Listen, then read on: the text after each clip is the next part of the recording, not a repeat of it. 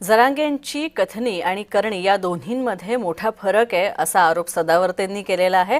काही अनुचित प्रकार जर या आंदोलनाच्या दरम्यान घडला तर याला जरांगेच जबाबदार असतील असं सुद्धा गुणरत्न सदावर्ते यांनी म्हटलेलं आहे। जरांगेंना फक्त काही तासांच्याच आंदोलनाची परवानगी आहे। जरांगेंच्या डोक्यात काय चाललंय हे सुद्धा सदावर्ते यांनी बोलून दाखवलेलं आहे। तर जरांगेंच्या मराठा मोर्चा हा पॉलिटिकल अजेंडा आहे। मोर्चामध्ये हिंसा जर झाली तर सर्वस्वी जबाबदारी ही जरांगे पाटलांची असेल असं सदावर्तेंनी म्हटलंय।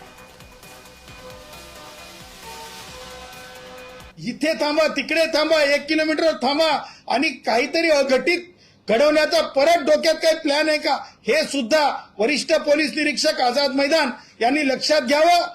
कारण लक्षात ठेवा, हाच तो माणूस आहे। उद्या जर झाकीर नाईक सारखं जर आझाद मैदानात काही घडलं तर हाच तो माणूस जिम्मेदार पकडावा। कारण अंतरवली सराटीमध्ये हाच तो माणूस जिम्मेदार होता।